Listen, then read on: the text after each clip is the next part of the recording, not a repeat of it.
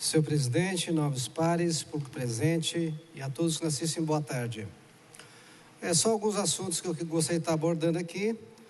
O primeiro delas é mais relacionada à questão de mobilidade urbana, em que, infelizmente, a cidade não está preparada para atender as pessoas com deficiência, no caso. Então, eu gostaria que mostrasse um vídeo, por favor, aí. Eu estou aqui na Avenida Joaquim Miguel, justamente nesse cruzamento aqui com a Rua Miguel Esper, próximo aqui do ponto de ônibus. Vocês podem ver que não existe rebaixamento de guia, somente aqui, que os demais aqui não tem. Você imagina, você tem um ônibus para cadeirante, mas você não, cadeirante para deficiente físico, mas você não tem esses rebaixamentos no caso. Isso dificulta bastante, no caso, os usuários que são deficientes no caso.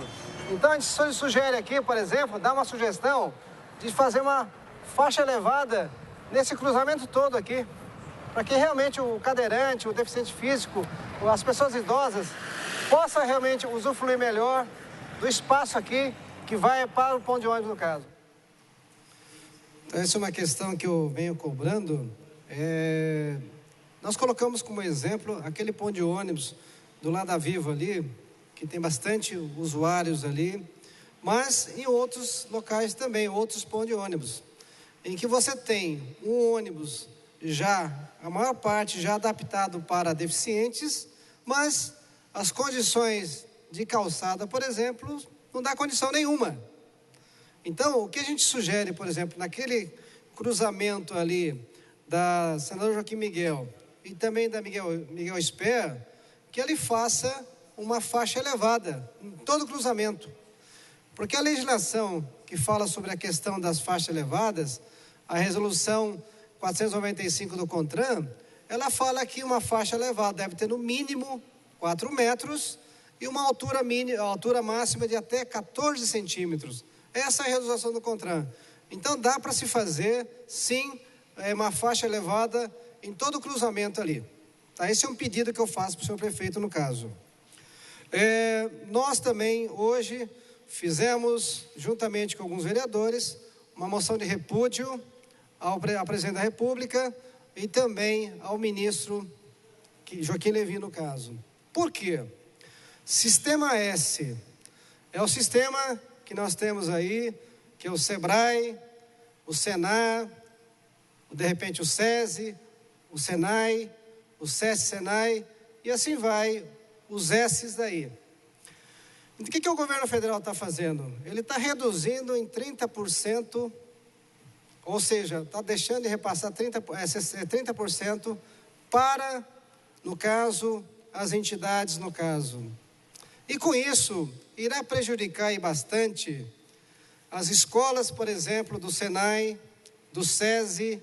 Para vocês terem uma ideia, com essa redução, você estaria deixando de atender, por exemplo, jovens com a qualificação profissional, todo um trabalho que você tem com a saúde, o lazer, esporte, educação infantil e estímulo também ao empreendedorismo, justamente com essa verba que de repente o Sistema S dispõe.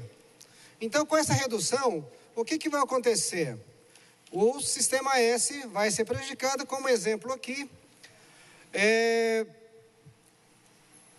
Segundo a CNI, Confederação Nacional da Indústria, 735 mil estudantes deixarão de estudar o ensino básico, por exemplo. E também instituições vão deixar também, vão ter que demitir, aliás, mais de 30 mil trabalhadores em todo o Brasil. Isso é sério. Então, todo um trabalho, por exemplo, aqui no estado de São Paulo, que a Ciesp faz, juntamente com todos da indústria, ela vai ter problema. Então, são mais de 700 escolas, tá, do SENAI e também do SESI que fecharão as portas. Eu sei que aqui em Jacareí está sendo construído uma nova escola do SENAI. Eu tenho certeza que elas vão paralisar essa escola, mas eu acho que o investimento vai ser bem menor. E com isso vai estar se atendendo menos gente, que de repente poderia estar atendendo no caso. Então isso é uma preocupação. Então nós aqui fizemos uma menção de repúdio justamente por causa disso. Um outro assunto que me traz aqui é em relação ao concurso público. Esse concurso, eu fico preocupado pelo seguinte. Então, nós chegamos a fazer um pedido de informação, alguma coisa já foi falado, mas o que preocupa realmente a gente é o seguinte. Por exemplo, médico, 20 horas, vai se receber R$ 3.169,71.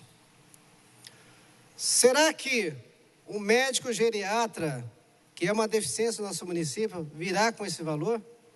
Eu tenho certeza que não. Assim como outras especialidades aqui, como cardiologia, dermatologia, endocrinologista, gastro, hematologista, infectologista e assim por diante. Então, com esse valor, eu tenho a certeza que dificilmente algum médico virá para Jacareí. É impossível você tentar sobreviver com um salário como esse. Eu sei que existem outros também, por exemplo, nível fundamental incompleto, também nível médio, por exemplo, nível também fundamental completo, que fala, por exemplo, auxiliar de consultório dentário, auxiliar de enfermagem, fiscal sanitário, técnico de enfermagem e técnico de laboratório. Então, quer dizer, eu sei que é legal você estar abrindo, tá, essas vagas. As vagas não, estão preenchendo essas vagas no caso, que já existe, né? Eu sei que não está sendo criado. Então, a minha preocupação é o seguinte. Se você faz um concurso e não tem, por exemplo, candidatos e não preenche a vaga, o que vai acontecer? Vai se ter uma contratação emergencial. Essa é uma preocupação, né? Vai se terceirizar, de repente, os médicos no caso. E a gente sabe que hoje o médico terceirizado recebe muito mais do que os nossos médicos da rede, no caso, municipal no caso. Então, essa é uma preocupação que eu tenho como vereador. Então, eu não poderia deixar de estar falando aqui.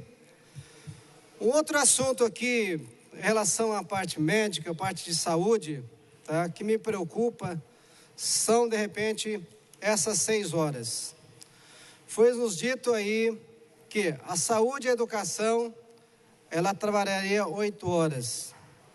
E, na verdade, a gente sabe que não é isso que está acontecendo.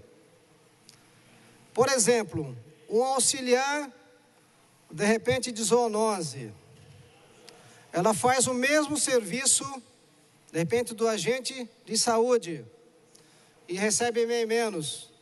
Mas, com essa jornada de 6 horas, nós tivemos recentemente um problema grave com dengue. E esses auxiliares, normalmente, eles fazem essas vistorias para se realmente constatar focos. Nós estamos já iniciando o período chuvoso. Isso é preocupante. Então, nós sabemos que o próprio auxiliar, ele tem procurado, por exemplo, o sindicato e se queixado disso. Que realmente não dá para se trabalhar na cidade toda. 6 horas. Outro também, tudo bem, não é da saúde nem da educação. A infraestrutura, tem funcionários que fazem trabalho pesado, se queixando que 6 horas corrida, sem nenhum tipo de alimentação, eles não conseguem trabalhar. Então, senhor prefeito, esse vereador sugere, no caso, que em alguns momentos, tá, eu acho que tem que ter algum tipo de exceção no caso, justamente para você fazer que um serviço flua no caso.